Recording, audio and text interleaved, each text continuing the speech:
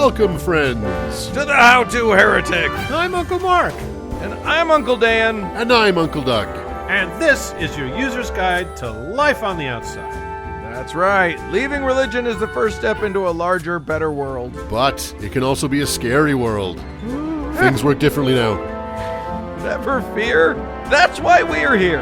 We're your audio uncles. And with help from good friends and experts in all sorts of fields, we're going to share the stories and seek the knowledge to build a great life. After all, you only get the one that we know of, so you better make the most of it.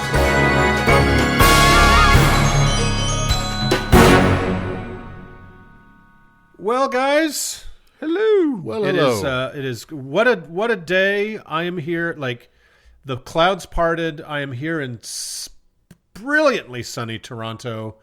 That is ravaged by disease and on the crazy lockdown, but it's beautiful outside, and I'm blasting my Goran Bregovic, whatever his name is, and I'm loving it, and it's fun, and what a show! Yeah, indeed. I have no idea what you just said, but yes. Oh my God, you've got to listen to him. He's amazing. His music is the most fun thing ever. He's like this crazy Goran Bregovic. He's a Bosnian, and makes this crazy fast brass band music that's just the funnest thing in the world. And my neighbors probably think I'm a crazy person, but yeah, let's hear from the Goran Bregovic fans out there. Anyway, great show. I am going to peer into the past and find some bullshit with the Urim and Thummim. And then I'm going to talk about something that I have steadfastly not done in the last year is fasting. So we'll talk about Ramadan. Doug has been slowing this past year. That's right. Fasting. And I am going to talk about a woo that probably half of you participate in and love, and you're all going to be mad at me. Yeah. So goodbye, half our listeners. And just remember, it was Uncle Dan. Yes. Bye. It is a bittersweet day here at the How-To Heretic, you guys. Oh. It is truly a bittersweet day. We are making the biggest change we have made ever since we made the mistake of hiring Uncle Doug. Yeah. And that is after nearly 4 years, 3.5, 4 years of service, our beloved editor Cody, our own Rocket Man, has decided that he has to go live a life independent of us, and who can blame him? So this is Cody's last show with us, you guys. Which is we honor you, Cody. We thank you. We love for you. Your service. Yes, and we salute you. And if everyone who can release Cody with a vote of thanks, please indicate by the raise of hand. And there's another change that comes with that. We have a new editor that we're very happy was able to come on at fairly short notice. And but what this means is we're going to change our release day for patrons, and we hope this isn't too upsetting or too much of a problem for you guys. But the only way we can make this work with our schedule and our editor's schedule is that we're going to have to do the patron release on Tuesday mornings, starting next week. This will be the last Monday, and that's the news. So we're going to leave the regular release date on Wednesday. We're trying to make this disruption as undisruptive as possible, so that you can all keep enjoying whatever it is we do, and not hate us, other than for the chiropractic segment. So, right. So be warned, that's coming. And with let's all blow a kiss to Cody as he waves goodbye, and let's do a show.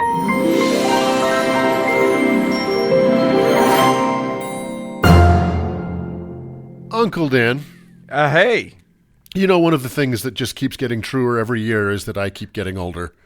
Well, you know what I decided? I decided that since COVID was such a bitch, that this last year doesn't count. So I'm down with that. My next birthday will be the same as my last birthday. I'm just skipping it. It doesn't. It never counted. It never happened. So I think I say that this year, you don't get older. Yeah, your next birthday is going to be like your 2 birthdays ago, when you could actually have a celebration and right, exactly. There was something to look forward to. Yeah. Although I even though I'm claiming I didn't get any older, the color of my hair and the weight of my body are calling me liars. As well. Well, and not only that for me, but my eyes. Right before COVID finally came crashing down, I went to the ophthalmologist for the first time. Ophthalmologist, for the first time in my life, and realized that I had been squinting a lot. So I got a pair of glasses right before COVID came down, and I have since bought myself a couple Warby Parker glasses, which I quite like. Yeah. But not all eyewear is as fashionable as your Warby Parkers and your not all Mont eyewear Blancs. is created equal, is it, guys? That's right. True. Yeah, it's true. So I remember when my husband noticed that I was holding my phone like 9 feet away from my face to read it. He's like, "Honey, I think you need glasses." And then when I got like amazing reading glasses and put them on and saw my face in the mirror for the first time in 3 years, I screamed. It's like I just peeked into the ark. So anyway, so for some reason I find myself creating accidental themes or patterns in the stories I cover. I've done at least 4 segments on crazy ideas about the moon, those being David Icke, hollow moon theory, Muhammad splitting the moon, and of course Mormon moon Quakers, or I mean the Quaker-like people that Mormon prophets insisted lived on the moon. I've done loads of segments on animals and the hideous cruelties religion loves to lard on them, from medieval animal law to the Gadarene swine to Balaam's ass. I also seem to sit at the UFO assignment desk, etc. I don't know why.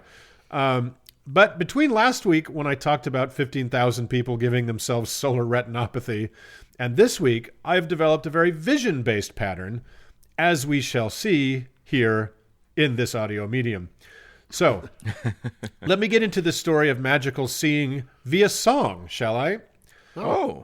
Now that spring has embraced the Northern Hemisphere, and here in these United States anyway, the pandemic seems to be halfway under control. There's a sense of renewal, of life returning to a recently benighted nation. I think the perfect song for that one is one of my favorites for just such moments. That being the 1972 Billboard Hot 100 chart topper, "I Can See Clearly Now," written and sung by the honey-voiced Johnny Nash. While I can't play it for you on the show because law, I can recite the opening for you. You guys know that song. It's gorgeous, right? Yeah. "I can see clearly now the rain is gone. I can see all obstacles in my way.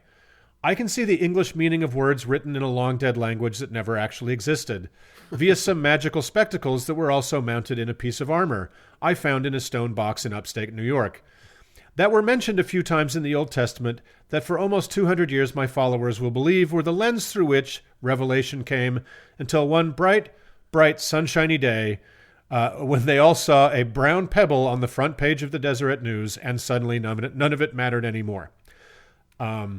I really love that song. That's from the second verse? Yeah, it's from the fourth verse. Okay, no wonder I don't remember it. Yeah. Yeah, I love how our ex-Mormon listeners are all kind of nodding knowingly right now, and our Nevermo listeners are smelling toast.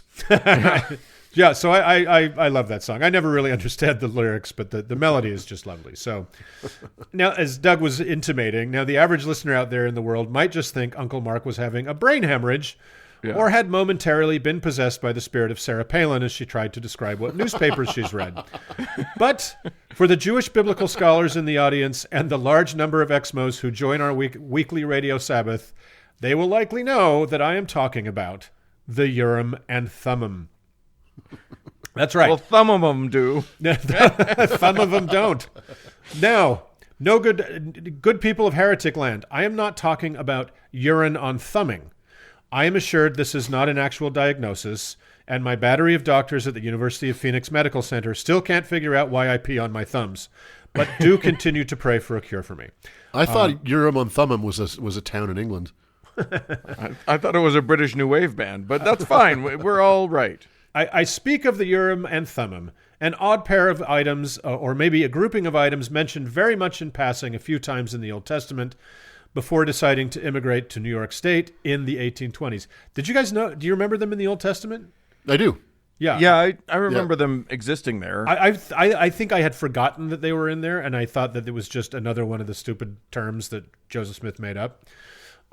Anyway, let us gaze upon the rock. Let us gaze upon the rock in our hats, and begin with their Jewish origins briefly.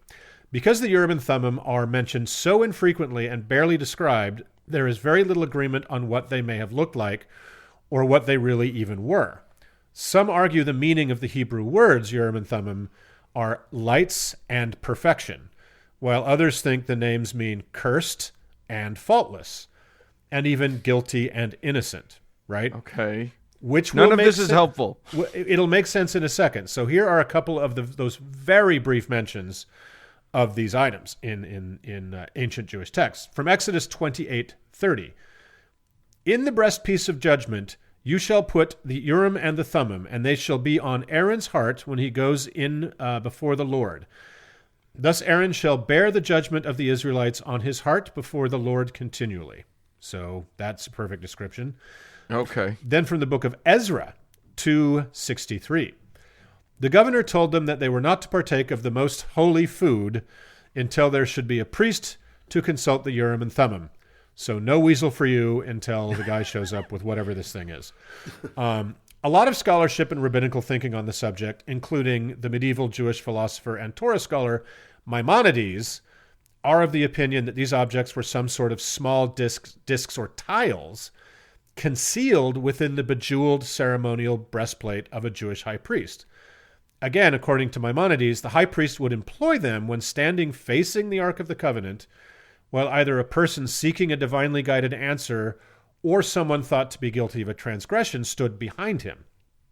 The priest would then reach into the pouch under the breastplate and over his heart and pull out, supposedly at random or at divine random, either the Urim, meaning no or guilty, or the Thummim, meaning either yes or innocent. Or a rabbit, meaning ta-da! Or a try again later. Other thinkers on the subject make claims that the jewels on the breastplate would light up like traffic lights, spelling out an answer. But since there were only 12 jewels on the breastplate and 22 letters in the Hebrew alphabet, that's pretty dumb. Or even that the jewels would move around magically, divining an answer. So, sure. It's a Ouija board. It's exactly. But in any reading, the Urim and Thummim was pretty much a Semitic magic 8-ball, giving only yes or no answers from the super being who created everything. It's a form of what's called claromancy, which is using an object or objects to predict fate or divine will, like dice or casting lots or flipping a coin, etc. There's plenty of weird shit in the Old Testament. Just throw this on this same old pile and forget about it. Well, not so fast, Elder Uncle Mark. You have been found guilty of forgetting where this story gets really interesting before you were commanded by Temple Square to forget about this story entirely. It seems a young Bible enthusiast and avid plagiarizer who would loom large in all our lives ended up becoming neighbors with the Urim and Thummim thousands of years after their immigration from Bible land to rural New York via a Jewish pre-Columbian ocean voyage to Central America, then a brave overland dash from Guatemala to somewhere near Niagara Falls, and nearly into young Joseph Smith's very own backyard.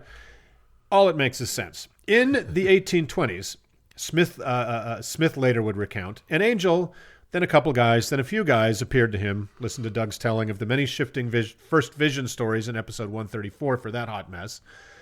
Told him that the Urim and Thummim, along with a big golden textbook the size of a car battery, therefore being very damned heavy, written in a language that never existed, a sword belonging to the bad guy in that book, who was murdered while asleep by the good guy in that very same book, and a huge armor breastplate to which the Urim and Thummim may or may not have been mounted. Depends on which official church version of them you go with. That all that were buried in a hillside near his home. Hurry up and go get all that good shit, kid. So, Yeah. After 4 years of inexplicable false starts, he finally digs them up in 1827. Remember that? He kept going back and the angel wouldn't let him have them or something? Yeah. Yeah, he literally, it was this weird game of Mother May I or something. Right. So the angel or angels or a chorus of angels or God or Jesus or whoever appeared to him and said, "We find you worthy to go get this stuff." And when he gets there, they're like, "Yeah, no." So Psych. Anyway, so he finally digs them up in 1827, and the work of the great translation of those golden plates into the free doorstop in the drawer by your bed anytime you check into a married hotel, the Book of Mormon, began. Like so many things about Smith in the Book of Mormon, Mormon history, and the ever-shifting official accounts for all of the above, Even those who, quote, saw the Urim and Thummim, Smith's intimate associates, couldn't agree on what they saw. In 1842, Smith himself said, "With the records was found a curious instrument which the ancients called Urim and Thummim, which consisted of 2 transparent stones set in the rim of a bow fastened to a breastplate. Through the medium, the Urim and Thummim, I translated the record by the gift and power of God." Important, remember these words by the prophet himself. In 1853, his own mother, Lucy Mack Smith, said, "It consisted of 2 smooth, 3-cornered diamonds set in glass, and the glasses were set in silver bows, which were connected with each other in much the same way as old-fashioned spectacles."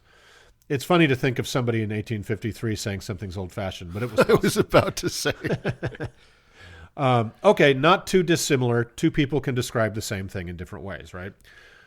Martin Harris, one of Smith's first disciples, who therefore would have been among the first to see the thing, said, "The 2 stones set in a bow of silver were about 2 inches in diameter, perfectly round, and about 5/8 of an inch thick at the center, but not so thick at the edges where they came into the bow. They were joined by a round bar of silver about 3/8 of an inch in diameter and about 4 inches long, which, with the 2 stones, would make 8 inches. The stones were white, like polished marble, with a few gray streaks." Okay, 2 white stones like polished marble with gray streaks. This is not how one would describe transparent stones or 3-cornered diamonds, like the eyewitnesses above, right, fellas?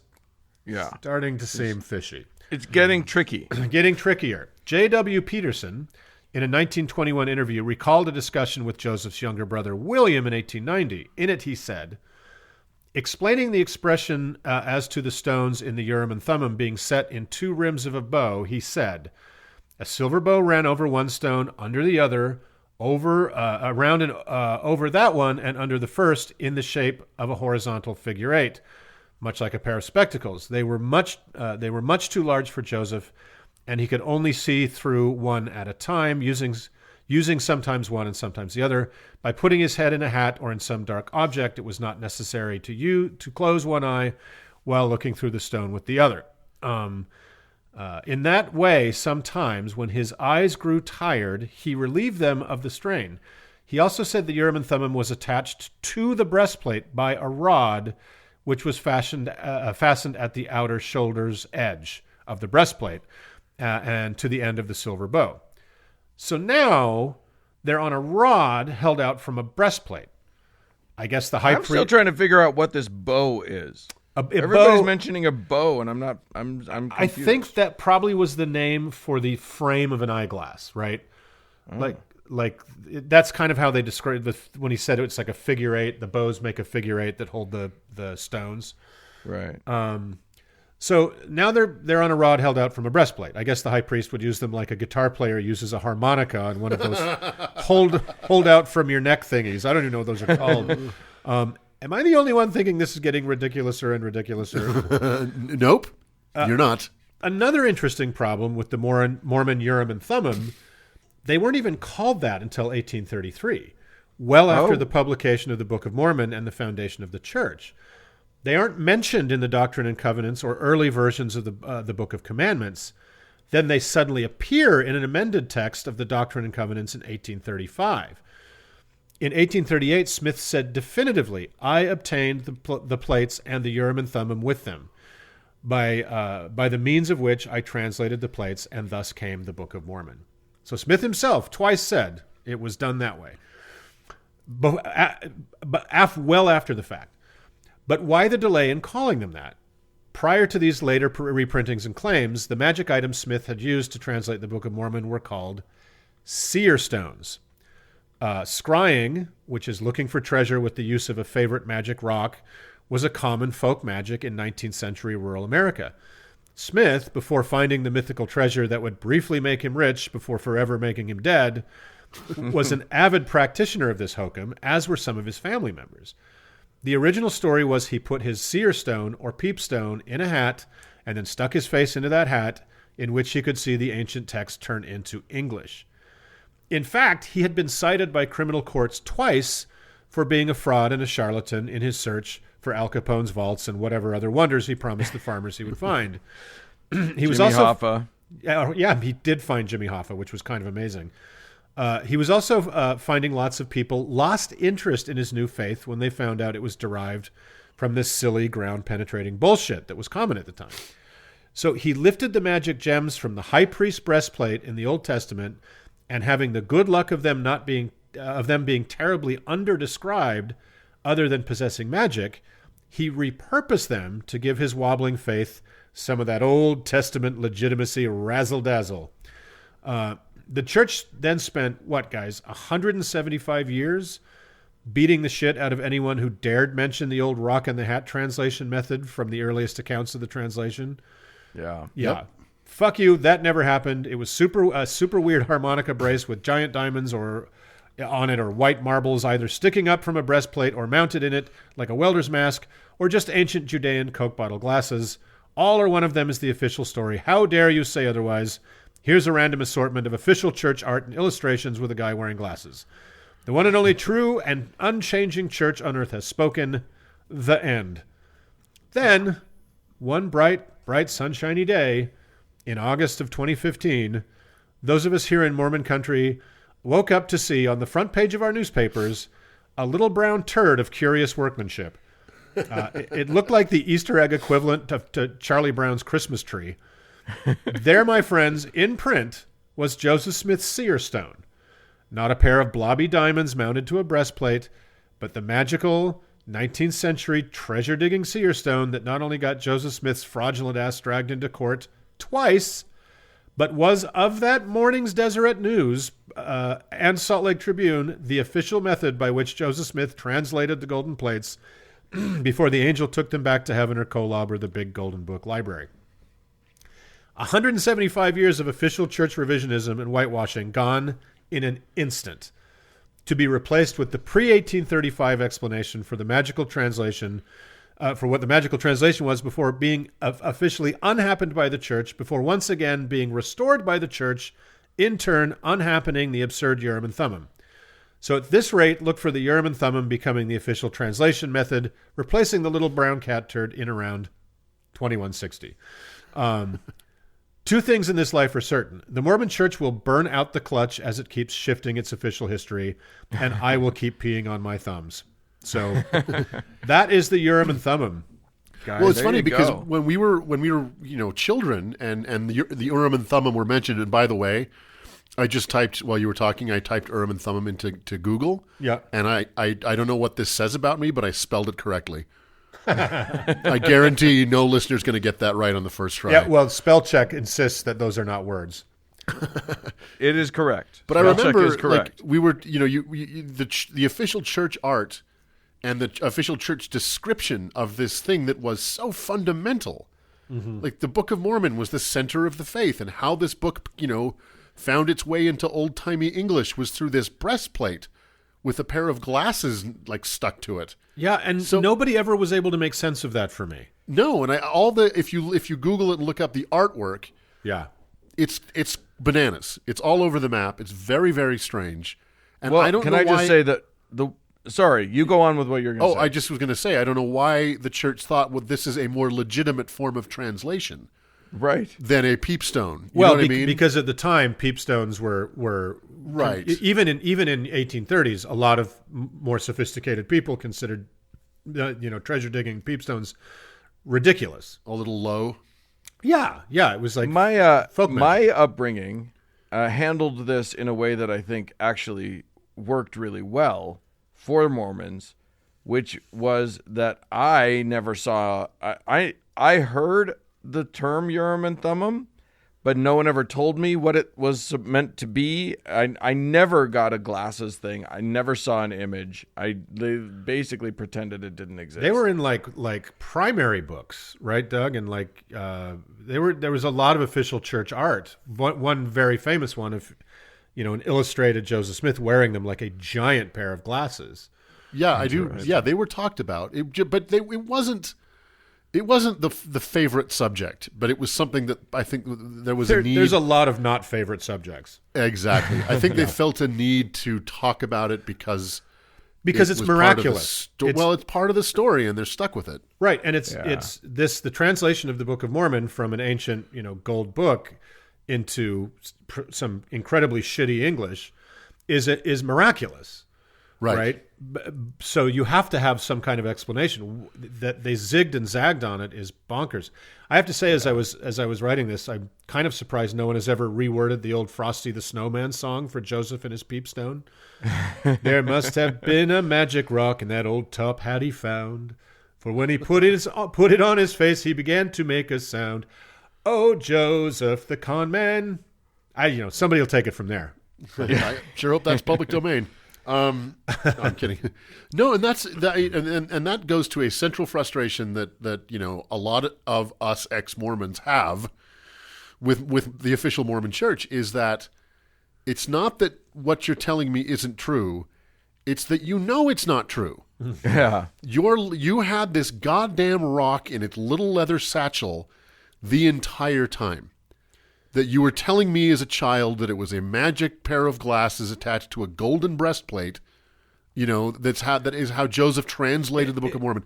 And but you had this fucking rock the whole time. Here's the thing: they own all of it now. Yeah. Now they're not saying that it's the rock and not the Urim and Thummim. They're saying all the things. Right. Yeah, he did all the things. Do you guys remember this? I can't remember if this is something I imagined or if it's real, but I think that the Missouri Mormons, the what are they called now? The Community of Christ. Yeah. I think they had it because I think Emma had it. Is what I seem to remember this story, and they were going to go public with it. Had the rock. Okay. And I do you guys remember that being part of this? But anyway, I think the church decided, well, we got to get ahead of this, so we'll just do it with them. Interesting. And folded it into this, rather impressive project they were working on called the Joseph Smith Papers. Right. Releasing a lot of things that had not been previously seen, right? Right, but oh my God. So the idea of these magic glasses makes a certain kind of sense, because the golden plates had this language on them that Joseph didn't speak, this Reformed Egyptian, and he had to somehow translate those glyphs into English. Yeah. So a pair of glasses is like, okay, I get it. He looked through the glasses at the golden plates, and what he saw was English. It's stupid, but it has an internal consistency. Yeah, it has an explanatory value. So Joseph Smith is running through the forest with this brick of gold that weighs like 500 pounds. Yeah. Running from people who are trying to steal it from him, so he can translate that into English. It turns out that this story is now that he sat with his face in a fucking hat, looking at a little rock in there, and wasn't even looking at the golden plates. Yeah, the plates were not present. So why are the plates part of the story? It's like, because otherwise it's not a story about engine gold. Truly, yeah. So there you go. And by the way, the Old Testament references never speak of them having a visual component. Right. Right. The breastplate of the high priest had gems on it. You can see, they found these things as artifacts, but they weren't used to see anything. They were dice essentially, or how dare you, dominoes. So it doesn't make a whole lick of sense, but here we are. Yeah. Happy 24th of July, everybody. All right. With that beauty in our minds, let's move on.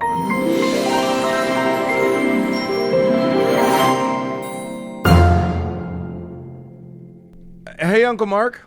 Yes. I think I just want to put it out there that I am really appreciating that picture of Muhammad that you're drawing right now. Thank you so much. I really try to capture the gaze he was giving Aisha when he first laid eyes on her. I thought you were going to say he was gay. I thought you said gays, I don't think there's much proof for that, but no. But he did. He was a man of sexual appetites. He was a man after all. Yeah, a very special one. One who is frequently and much celebrated. Yes, Uncle Doug. I think you can attest to that. And I can indeed. Apparently, a man who did not get hangry. or perhaps one that got exceptionally hangry. That might explain a lot. Yeah. Yeah. So he's much more special than Uncle Mark, if that's the case. Yeah, that's true. Well, dear uncles, although there is light at the end of the tunnel of this wretched pandemic, we are still a ways away from a full return to anything we would call normal. And because time slows down during a pandemic, like a car crash or a Michael Bay movie, it's hard to process just how long we've been living through this existential stress. But it's been over a year now. Yeah. So this means we have spent at least one of every holiday alone, or at least at home. Holidays are supposed to be communal affairs where we gather with friends and family.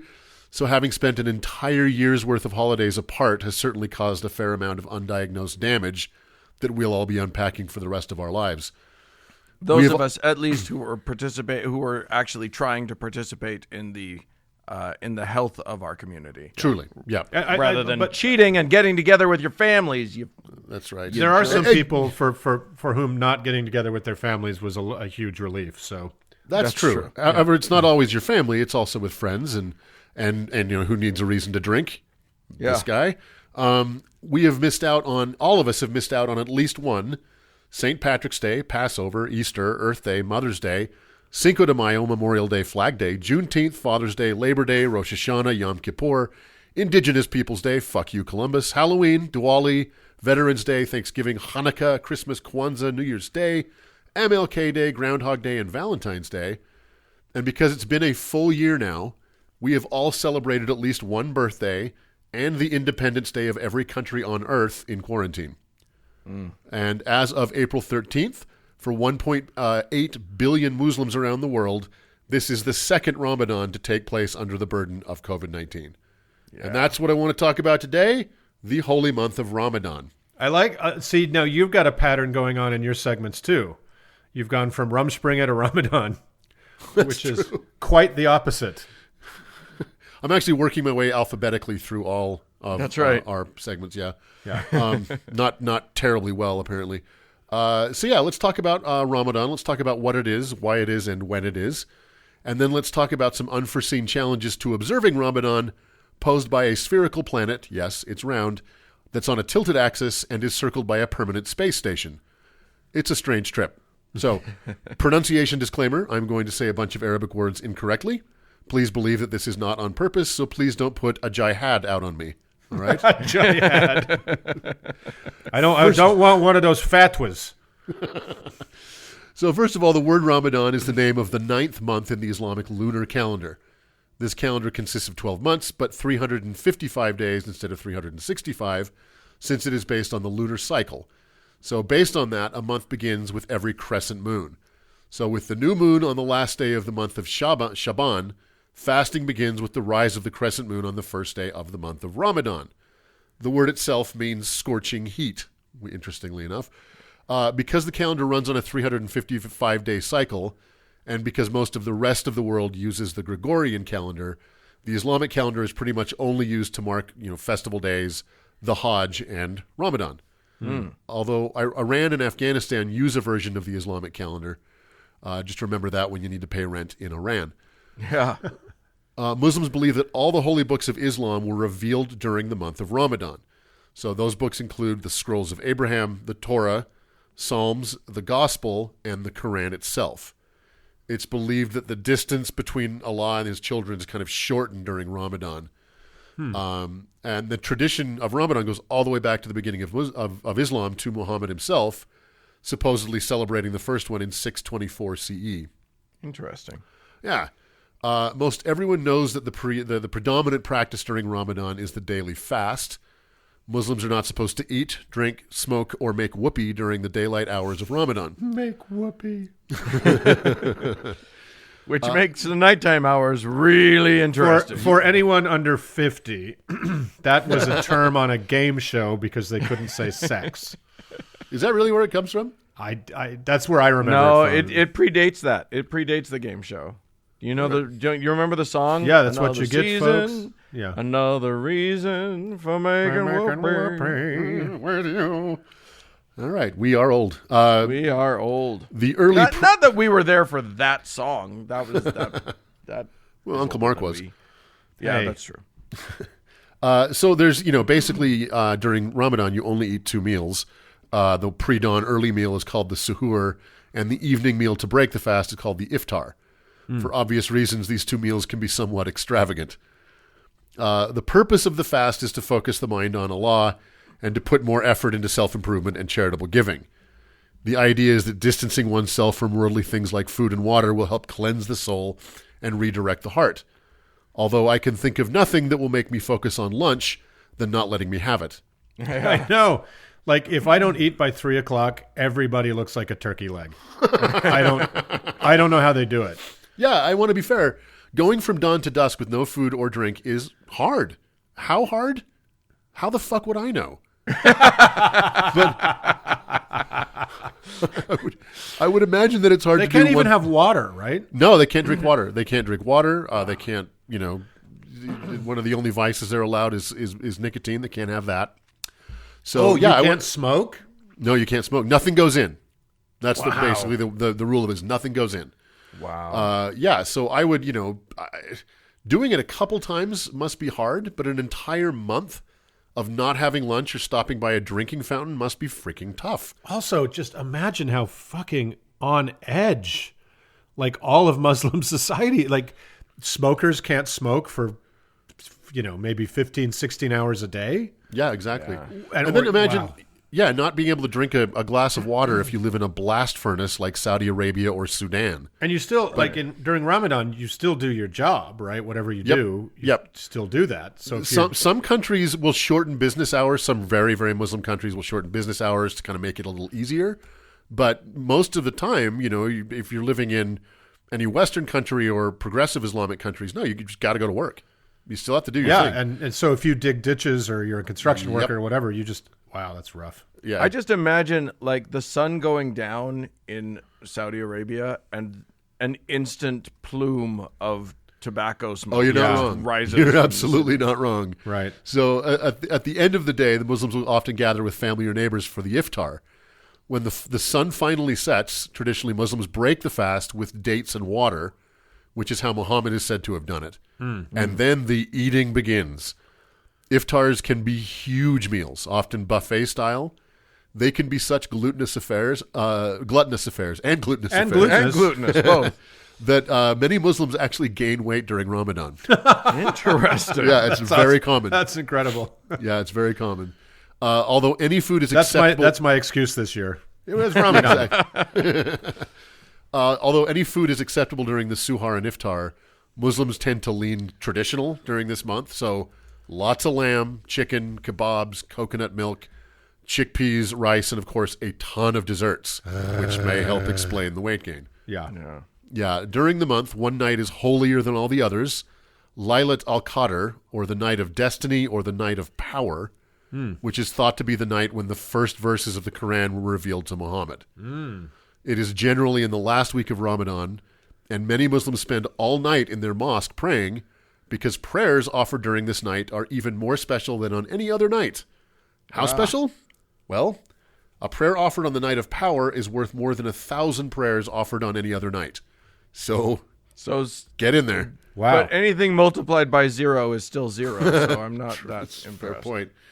So finally, on the last night of Ramadan, Muslims gather for the final iftar called the Eid al-Fitr. This is a pretty sizable meal, even by comparison, to mark the end of the month of Ramadan and the fast, and the beginning of the month of Shawwal, when life kind of goes back to normal. So it's a huge meal, and it's a big celebration. And you would imagine after 30 days of fasting from dawn till dusk, it's a bit of a celebration just to get through this ordeal. It is officially a celebration, right? It's 100%, but you can imagine that it's a sincere celebration. Yeah. Right? Yeah. Observing Ramadan is one of the 5 pillars of Islam that all Muslims are required to practice, along with Shahada, or the profession of faith, Salah, the daily prayers, Zakat, charitable giving, and the Hajj, or the pilgrimage to Mecca. So observance of Ramadan is actually quite high. Even in Western countries, it's in Muslim communities, it's very, very high. Depending on where you live, it might be on the higher or lower than average, how it's observed. In countries like Saudi Arabia, Algeria, Kuwait, Malaysia, eating, drinking, or smoking during the daylight hours is a crime. The punishment is, exactly. The punishment is typically fines or community service, but as a general rule, it's probably not wise to get arrested in Saudi Arabia if you can avoid it. Conversely, the USSR banned Ramadan throughout their empire, which consisted of some of the most conservative Muslim countries on earth. The ban was obviously ineffective because how exactly do you enforce it? Right. And it did little to endear the Soviets to the locals. You eat, goddammit. Well, it's not going to surprise you that the Chinese have banned Ramadan, especially in the Uyghur region. Yeah. And they've been a bit more effective than their Soviet predecessors. So any Uyghur observed not eating lunch will be sent to an internment camp if they haven't been sent already. Jesus. Wow. So, yeah, a lot of Muslims, the Uyghurs and Muslims in China, make it a point to go out and eat lunch during Ramadan so that they're seen. Right, exactly. Wow. Yeah, so it's, either side, you're getting screwed coming and going. The health benefits of Ramadan are unclear. Pregnant or nursing women, the elderly, prepubescent children, the sick, people who are traveling or menstruating women are not required to fast. Really? But depending on what country you're in, some of those groups might find themselves being strongly encouraged to participate. Right. The health effects of unhealthy individuals seems to be largely nominal. Periodic fasting can be very good for the body. However, binging after fasting can negate or even counteract those benefits. So that, the iftar at the end of every day can kind of wash away any benefits to kind of the fasting. Yeah, I think it would take an enormous amount of self-control not to overeat a bit. Absolutely. When you're that famished. Exactly. Yeah. The effects on sick individuals are largely negative. In most Western countries, this isn't a big deal. If a doctor tells you not to fast, it's no problem. So be grateful that you're not a pregnant diabetic woman in Turkmenistan. Right. This brings us to some unforeseen... Or in Turkmenistan. Or anyone in Turkmenistan. Yeah. Oh, our Turkmenistan listeners are going to be pissed. Oh, the Turkmens, they love a good joke. They're fine. This brings us to some unforeseen complications in observing Ramadan that God's own prophet failed to predict because, 624. Although the Earth is tilted 23.5 degrees on its axis, which is what gives us our seasons, and changes the length of the day, and although the lunar calendar means Ramadan will start on a different day every year, the length of the day in Saudi Arabia doesn't change much. The summer solstice in Mecca is about 14 hours of daylight. The winter solstice is about 10. So it's not a huge difference. Right. I think those hours are probably pretty meaningful when you're eyeing a bowl of dates on the table. But that's nothing compared to the difference at higher and lower latitudes. Muslims in Helsinki, Finland, for example, might have to struggle through 19 hours of fasting in a June Ramadan and a mere 5 hours of fasting in a December Ramadan. Oh, wow, yeah. Ditto New Zealand and Tierra del Fuego. Never fear, there is a workaround. If you live in a region that is plagued by constant sun or constant darkness, during Ramadan, you are allowed to set your feeding schedule to the clock in Mecca. So you can get around that one. And there is an even weirder issue that had to be debated by Islamic scholars in order to come up with a solution. What if you happen to be an observant Jew in low Earth orbit? For such a person... Wait, an observant Jew? Pardon, I said Jew, an observant Muslim. Right. I'm sure Muslim scholars agonize over Jews on the space station. This would take a turn, right? Yeah. Yeah, if you happen to be an observant Muslim in low Earth orbit. For such a person, sunrise and sunset are separated by a mere 45 minutes. Yeah. Not to mention that facing east toward Mecca is quite literally a moving target.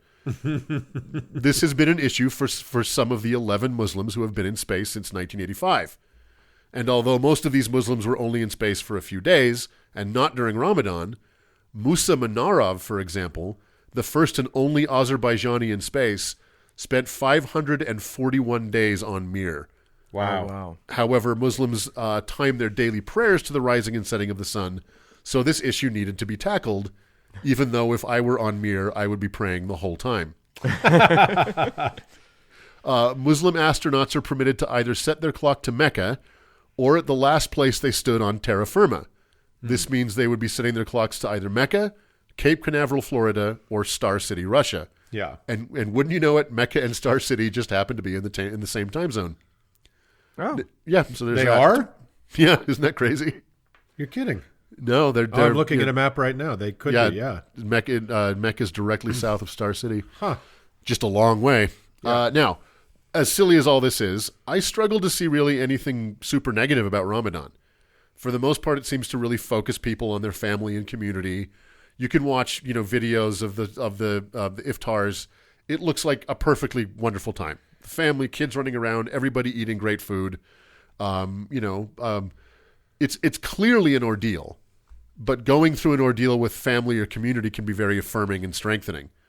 So, it's like, right. In Mormonism, we just call that church. Exactly. Yeah. But it's very, it's very community oriented. These, oftentimes several families will come together for an iftar, so, a couple times a week. And then the final meal is just like a neighborhood block party. Right. All around the world for 1.8 billion people. I've known observant Muslims, and I've had colleagues at work, et cetera, that actually look forward to it. Like they think it's a terrific experience and a terrific holiday, right? Yeah, and you'd think, by the end of it, everyone's really happy it's over. Yeah. But there is something somewhat energetic and somewhat, unifying to seeing these people celebrate this together. And so I've read that COVID-19 has had kind of both positive and negative effects on Ramadan. Not having to go to your manual labor job has been great for people fasting during the day. But, a huge part of Ramadan is going to the mosque and then getting together with your family and friends, which has been, off the table this last year. And for the most part in certain countries is off the table this year. Yeah. So, but yeah, that's, it really is just what it is. It's fasting during the day, a lot of praying and a lot more eating. Yeah. Well, there you go. And in Catholicism, of course, the holiday to celebrate the going without is a mad affair, especially in the southern United States and a lot of the Latin America, Fat Tuesday, Mardi Gras. Yeah. And they have their big feast before before they have to give up stuff. Yeah, but they don't give up everything, which is kind of what the Muslims do. So right. Well, everybody's doing it. Intermittent fasting. That's what we're talking about. Get out there and do it. And by the way, we do have listeners in Turkmenistan. Great. I just looked it up. We do, and we love you. Hang in there. You're cool. Ain't no party like a Turkmen party. That's right. Let's move on.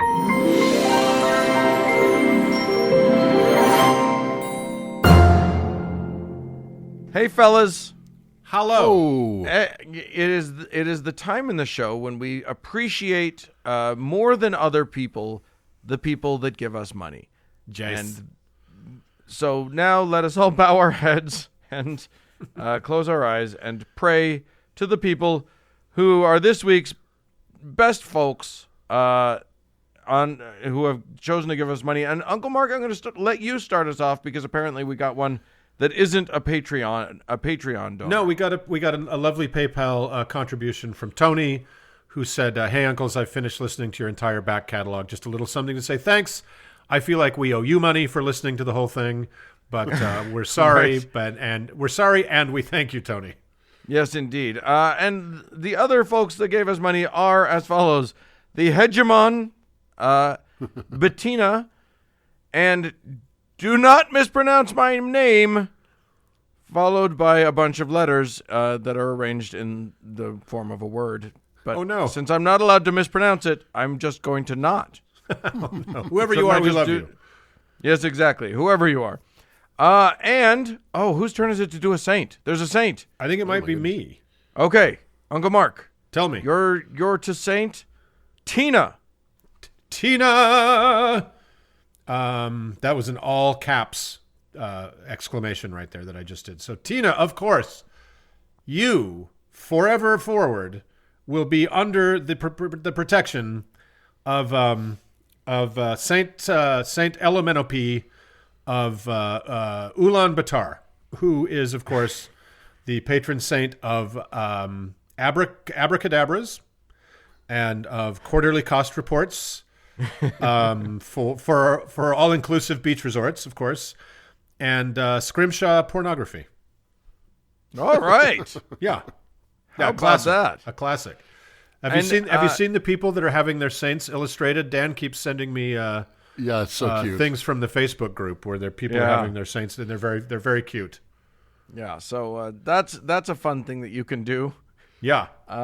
Anyway, thank you so much, Tina, for your patronage. Enjoy your saint, and thanks to all the rest of you for your patronage. And listen, if you can't afford to give us your money, I get it. We're fine. We're not going to hold you at fault. But please go to iTunes, click on the place where it says write a review, write a nice thing about us. It doesn't hurt. It's fine. It's free. Give us 5 stars. Doesn't cost a nickel. Give us 5 stars, y'all, and that will help get the word out, and that's a lovely thing to do. Won't cost you a Roosevelt dime. All right. Let's move on.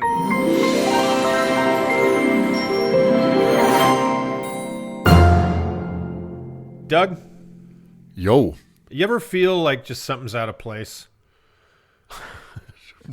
Quite often. So just something's out of whack. Pretty much constantly. Are you talking about me right now? I'm listening. I'm here. Oh shit! Hey Dan, what's going on, man? Yeah, it's hey just buddy. Sometimes I just feel like there's got to be an adjustment. You know what I mean, Dan? How about you? You feeling out of place? Oh, I'm feeling something. Yeah. Here's what I'm feeling. I'll tell you what I'm feeling. I'm feeling fear. Fear. And the reason I've been dreading and putting off this particular topic since we started the show. Oh my God, that's 187 episodes ago. Yeah, exactly. Because there is a very real possibility that this segment will piss off more listeners than any segment we've done before. And I don't want that. I really don't. But here's the thing. We challenge woo. It's what we do. We research it. We read a bunch about it. We attempt to find the most reliable sources that we can. Sources who are much smarter and more scientific than we are. Yes, so we're please not just see talking out the of our patrons asses. only segment of this show for this Just Such a Source. If you're not a patron and you want to be after this segment, you can listen to that. That's right. So we go through all of those processes and then we make fart jokes about it. This is our job. Yes. The reason I'm so trepid about wading into these waters is that it's very likely that we have more listeners who currently utilize and believe in this woo than any other woo that we've ever done before. Hell, we know we have at least one person who makes their entire living off of it because they wrote in to tell us about it. So let me start by saying that this segment is not designed to make anyone feel stupid or foolish for participating in this woo. Other than me. Other than Uncle Mark. Yes. That is not the goal. We love you. That said, chiropractic is bullshit. Oh, boy. Well, okay. Bye. Yeah, exactly. So maybe that's a little too strong a stance to take, and I'm actually going to walk that back some later on. But for now, that's the position. If you're mad, I understand. Keep listening, and if you're still pissed off at the end of the segment, I've set up a special email address that you can write into so Uncle Mark doesn't get overwhelmed monitoring our regular email. There you go. Because this isn't his fault.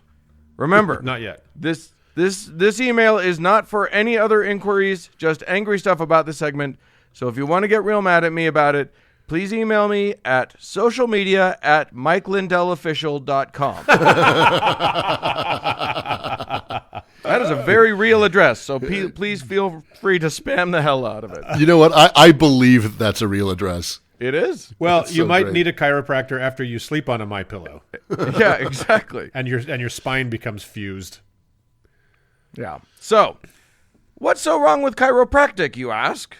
After all, here in the United States, chiropractors train for years in chiropractic schools, are licensed by the state, and are often covered by insurance. Hell, they have a doctor of chiropractic degree. They're doctors, Uncle Dan. Are you a doctor? No, I'm not. And all of this is true, which could easily lead someone to conclude that this is an established medical science. Indeed, it has been around for well over a century, so that's pretty established. It's just that almost everything that chiropractors do is neither medical nor science. Chiropractic was invented by a guy named Daniel David Palmer. DDP was born in 1845 in Ontario, Canada, but emigrated to the U.S. where he was when he was about 20. He had a varied job history in his younger years, which included owning a grocery store, school teaching, and this is true, beekeeping. No, it's an honest trade. Dude took a bit to find his true calling. Sure. Here's the thing. In the late 1800s, this was a time of huge innovations. Internal combustion engines, the telephone, the stapler, things that would go on to change the world.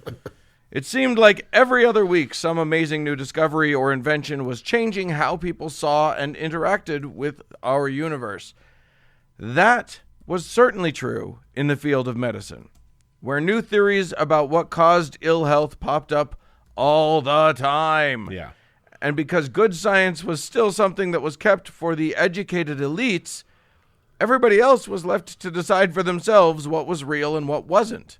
And in the good old US of A, where everybody's equal, some Joe Schmo beekeeper is just as likely to get it right as some highfalutin doctor. Am I right?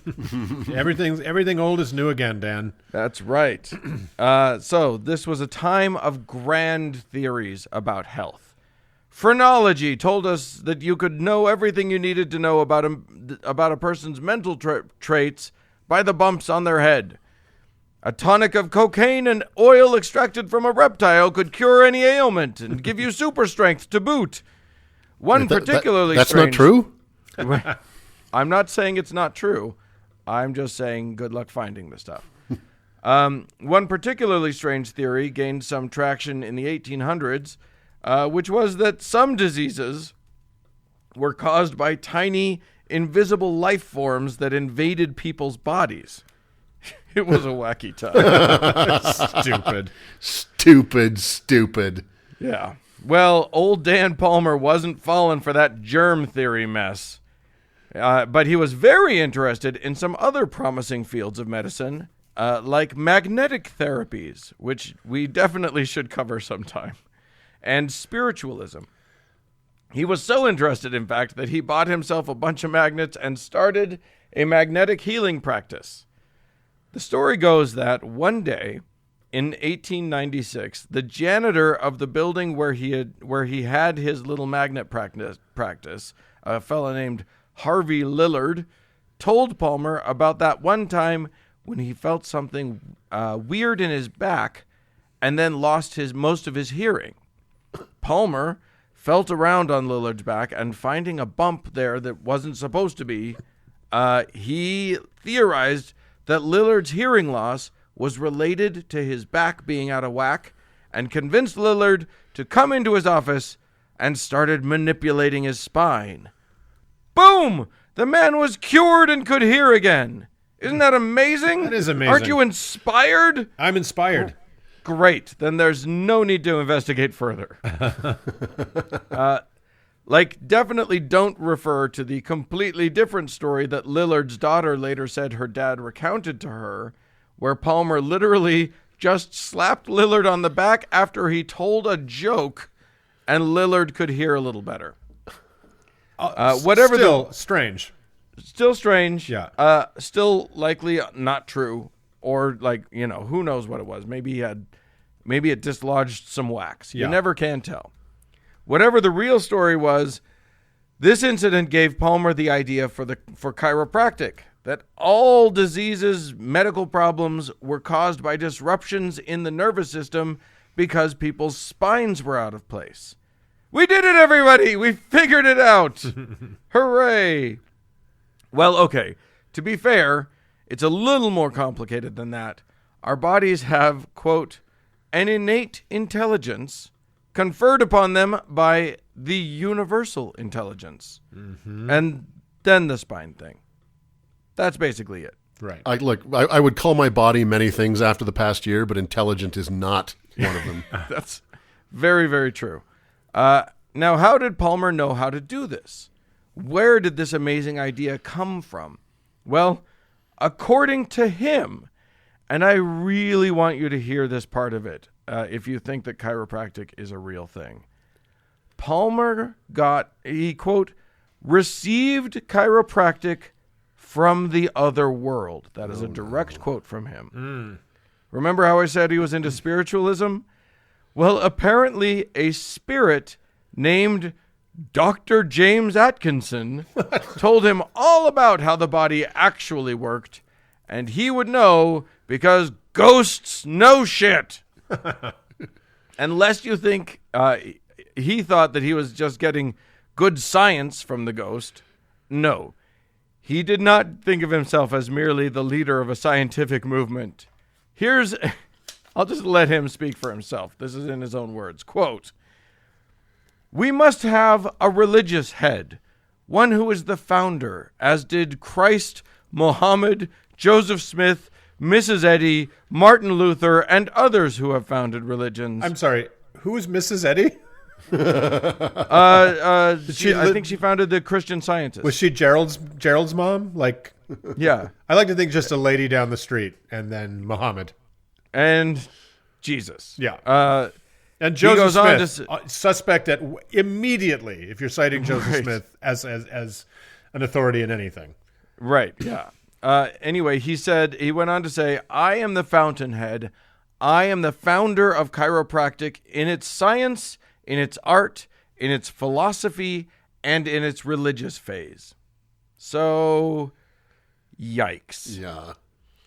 Anyway, Palmer took this spooky ghost medicine religion and ran with it. He honed and refined his backcracking technique and began teaching it to others. And man, did it take off. It was a hit. People came to him for every kind of malady, from asthma to rheumatism to malaria and smallpox. And he did the same thing for all of them. And cured them all the end. Right, exactly. I mean, I think about it. This was the Victorian era. I suspect that just feeling the touch of another human being was probably super mind-blowing. So people were really impressed. Probably. In 1897, he founded the Palmer School and Cure in Davenport, Iowa, later renamed the Palmer College of Chiropractic, which is still, to this day, one of the top chiropractic schools in the world. One of his earliest students was his own son, B.J. Palmer, who, despite apparently having been alternately beaten and ignored by his dad all through his childhood, still took to the family quackery business quite well. Was it beating, or was his dad giving him an adjustment? Well, there you go. Yeah. The early adjustments were apparently done by belt. I've seen some chiropractic, and it kind of looks like a beating to me. Yeah, there you go.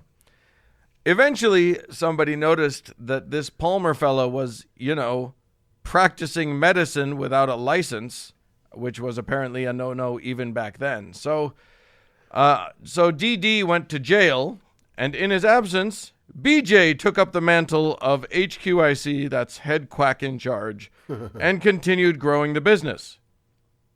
When DD got out of jail, the relationship of father and son deteriorated, just like the chiros say that your back deteriorates.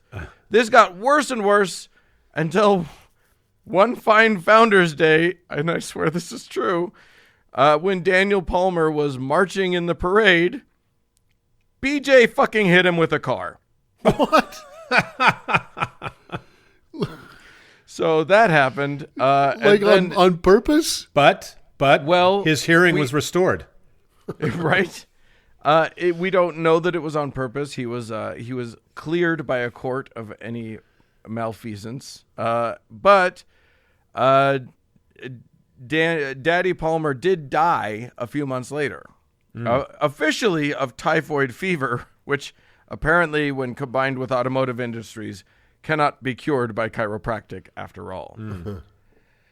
After that, BJ took over and turned chiropractic into Scientology. I swear to God, it's the same shit. He organized the practitioners so that they could protect each other. Anyone who accused them of being unscientific snake oil salesmen that they were would be instantly sued into oblivion. BJ even introduced the use of a completely useless electrical device called a neurocalometer, or neurocalometer, which he licensed to other chiropractors for outrageous sums of money. It did nothing. What did it look like? I don't know. I actually haven't seen an image of it, but all it did was sense heat a little bit. Okay. It was not useful in anything. So it wasn't even up to E-meter snuff. Well, I mean, I think it's about on the equivalent thing about e-reader and e-meters. And lest you think I'm straining this Scientology comparison, get this. The e-meter that you're speaking of, that all the Scientologists love and revere so much, was invented by a chiropractor. Are you serious? That's right. In the fine tradition of his trade. Wow. So there you go. Was it invented for Scientology, or did it exist? No, it was. He invented it, and then Ron Hubbard saw it and thought, I think he actually invented it after having seen a lecture by Ron Hubbard, and somehow they got together and two great tastes that go great together, right? Yeah. So that is the history. But what about now? Well, modern chiropractic has kind of divided itself into two warring factions. They are the straight chiros, who don't want to acknowledge that we've learned anything in the last century, and therefore stick to Palmer's teachings with a few nutball add-ons like applied kinesiology, where they determine what your body needs by having you hold out an arm and pressing down on it to see how strongly you can resist it, and then they have you hold a certain supplement or put it in your mouth, and they push down on your arm again, and if your arm goes down more easily, it means your muscles weakened, and that means that you need that supplement. Yeah. Or it means that they pushed harder. Difficult to say, really. So the other camp of chiropractic is actually interested in focusing on evidence-based science. They're called physical therapists. Ha! Just kidding. They still call themselves chiropractors, probably because they already paid a fuck ton of money for chiropractic school and don't want to go back to square one. But really, an actually evidence-based chiro is virtually indistinguishable from a PT. Yeah. So I've had physical therapy. It was enormously, after a car wreck, it was enormously beneficial. Yeah. But my bones didn't get cracked. No. No. The evidence-based guys move away from the cracking of the bones to some extent. We'll get to that. So here's the scoop. The back cracking thing does almost nothing. Backs do not go out of alignment except in the case of bad injury, and then you need an orthopedic surgeon, not a chiropractor. Backs are insanely tough, and you're not going to affect how the spine sits by pressing on it. The science is pretty clear on that. That said, modern medicine has had a very difficult time coming up with ways to help a hurt back. The best that they have is pretty much ibuprofen and targeted exercises. And in some studies, chiropractic is shown to do as well as that in fixing back problems. The trouble is that backs actually heal themselves, like really well. It can often take several weeks, but it generally happens. So if you have back pain for 3 weeks and then you go to a chiropractor, it might get you better really soon, but you probably would have gotten better in the same time frame without the chiro. You just wouldn't have paid out all that money. And there are some real problems with chiropractic. The non-evidence-based chiros make all sorts of really dangerous claims. They'll tell patients that they have just as much training as a medical doctor. They'll say that like your back has a curve, and if they don't fix it, you'll get problems down the line, which is not true. Then they'll say that you need to come in for like several times a week for months to fix it, which they cannot do. They take before and after x-rays to measure progress. They still claim that they can cure and prevent diseases. They tell people to stop taking doctor-prescribed medicine, and then they sell them expensive supplements instead. They tell parents that their newborn babies need spinal adjustments to deal with the trauma of childbirth. That is that tiny fucking little terrifying. skeleton? Yeah. Ay. And perhaps most disturbing of all, at this particular moment in history, they stick to Dirty Dan Palmer's claim that vaccines are worthless. Oh, God. It's a real problem. They are propagating this anti-vax narrative, not based on, the whole autism thing or whatever, but because of 100+ year old idea of a guy who had no training in medicine and got his information from a ghost. From a ghost. Right. It's fucking ghost medicine. And yeah, you really need to run fast. So, from that kind of shit. how do you are there any numbers on which are, how many people in this practice are like the science-based pro-vaccine, pro proper medicine, and how many are not? I have not been able to. I didn't find any of that. And as a person going in to meet a chiropractor, how do you know the difference? I guess you just have to ask, right? Yeah, and I do have a bunch of questions that I think will be helpful for that. Because, to be fair, there is some evidence that spinal manipulation can help with lower back pain, sciatica, that sort of thing. So if you want to go to a chiro for that, go.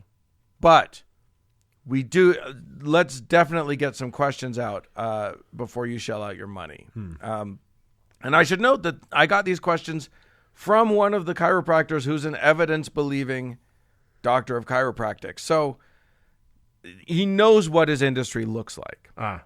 So these are some, I think, very sensible questions to ask before you go to the chiropractor. Ask them, first of all, if they treat anything other than musculoskeletal conditions. If they say yes, run the fuck away.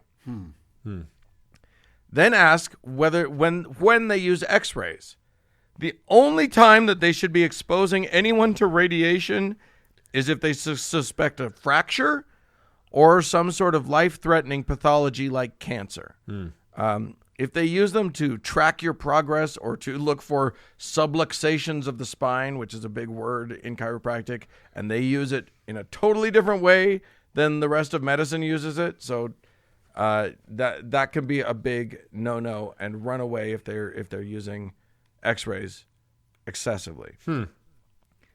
Ask them how much they use what are called passive treatments versus coming up with exercises and stretches that the patient can do. Passive treatments are ones where the patient doesn't do anything, but the chiro works on them. So this includes spinal adjustments, ultrasound, scraping, which is where they scrape the skin to break up scar tissue and fascia. There is zero evidence that this works in humans, and a bunch of other stuff. An evidence-based chiropractor will say that any passive treatments that they use are secondary, and that the main course of treatment is active and works the patient quickly towards self-management. And that's a very key thing.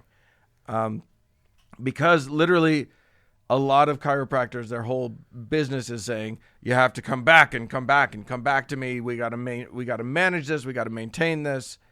And it's just a money grab. That's all it is. And finally, ask if they have patients. So you should ask if they have patients come in frequently and for long periods. Literally, it's just that money grab that I'm talking about. A reputable, evidence-based chiropractor should only need to see you enough times to get a good, self-managed regimen of exercises and stretching going. Because they're really just PTs. Yeah. Right. Yeah. So, well, it's interesting, Dan. This doesn't mean a thing is not a woo, but I have, friends who I've known for years and years and years who are intelligent people. Because, there's a lot of blue collar work in my industry, right? And a lot of really physical work that goes into making a movie. And a lot of these people I know swear by it. Like they couldn't get through life without a chiropractor is how they feel. You know? It's one of those things where, like I said, literally, so in cases of back pain, modern medicine, evidence-based medicine has not come up with much more than just take ibuprofen and do targeted exercises to help strengthen your back and activate it. Do those. They're literally chiropractic can't do any better than that. It can sometimes have as good an effect as that, but exercise and ibuprofen costs a lot less than chiropractic. What about the PT side of it though? Like the people who are actually practicing, trying to do. Well, that's they may be able to help you come up with some really good exercises, Right? And so it may be worth a visit or two. They're probably the ones who prescribe the medication and help you figure out the regimen. Yeah. Right. Well, yeah. So a chiropractor, I don't think they can prescribe medication, but I don't know. They can help you come up with some good exercises, and then just take ibuprofen for the pain. And like I say, backs are really good at healing themselves. Well, I wonder if because it is kind of a dramatic, you go to a chiropractor. I've never been to one. I've never been. I don't want to. Yeah, but they're quite or any other kind of doctor for that matter. Right. You see them in TV and film quite often. Yeah. There's it's dramatic. They grab you and oh, my back hurts, and oh, just stand over here, crack. Right. And I don't know how truthful that is in practice, if there's actually that much cracking, but it's dramatic, and maybe it has getting your back popped feels good. Yeah. Getting stretched feels good. Yeah, my husband has a very he sits at a desk, and he's a graphic designer, and he works a lot sitting in a certain position. Right. And every once in a while, his back is very stiff and kind of feels locked up, and he asked me to crack his back for him, the old kind of hug from behind and lift thing. Right. And it sounds like a box of kindling, right? It's just crickety crackety crack, and he gets relief from that. So is that? So there's something there. Yeah. I wonder if that's why it has a following. Is that it feels dramatic. It's satisfying in the moment, which most doctor visits are not, because that's just the way the body is. You know what I mean? Right. So I wonder if that's part of why it's got a popular following. Yeah, I probably. And the other, but man, oh man, if they're talking about like adjusting your spine, like actually moving your spine to a different place or whatever, the spine is such a rigid, it's a powerful, impressive group of muscles and bones. They're not doing shit about that. They're never going to be able to move your spine and adjust it so that it's in better alignment. That's just not how spines do. Right. So there's a permanent change in your spine. It is what you're saying. Right. It's literally they're never going to make that happen. So don't go to them if they say that they can do that. If they're telling you, my first encounter with a chiropractor was when I was a teenager and I was in the mall and a chiropractor was like, "Hey, you want a free alignment assessment or whatever?" Dan, I don't think that was a chiropractor. Oh. Okay, Yeah, now that explains a lot of things. Yeah. Step into my windowless van. Right, exactly. But the snacks are really good. Yeah. But no, he had me he put me in front of this device that he pushed up and down some things, and then he had me step away, and he's like, "Look at how unaligned your spine is. You should come and see me for a free session." And because I was a curious kid, my friend and I went to see him for a free session, and he brought out a chart about how the human body works and blah, blah, blah. And it was not even related to anything that I had ever learned about the human body or medicine before. And I was like, what the fuck is this? He was just using words that weren't used in medicine and stuff. And I was like, it freaked me the fuck out. And I was like, okay, thanks, bye, and left. And it truly, I hate to say it because so many people, like you say, Uncle Mark, swear by it, say that it's the only thing that'll fix their pain or whatever. And unfortunately, the science doesn't bear that out. Well, we had a similar discussion about acupuncture, where the science is just not conclusive, it seems, on it. Well, the science is conclusive that it doesn't. It doesn't do what it says it does. Yeah, it doesn't beat out placebo. Yeah. You may feel better. You may actually feel less pain. Yeah, but it doesn't actually beat out a a clearly bogus, made up alternate therapy. So there you go. Again, right to Mike Lindell if you're mad about it. Well, I suspect we're going to hear from all kinds of people, because I'll bet there are plenty of rational people that like my friends that in the industry who swear by it. So it'd be interesting to hear what people think. Yes, indeed. Yes. All right. So with that, here we go. Let's crack on. Hit send.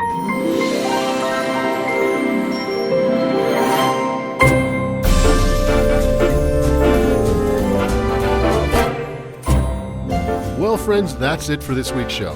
Hey, we'd love to hear from you. Why don't you send us an email, especially if you want... not the chiropractic related ones, because those go to the Mike Lindell, but the other ones go to howto@howtoheretic.com. Yeah, or you can yell at me about, I don't know, the Urim and Thummim or anything you can or can't see on Twitter. I'm at howtoheretic. And as always, incredible thanks to our patrons. And one last loving thank you and send off to our editor, Cody Layton, for years of service. He will be missed. In lieu of flowers, become a patron.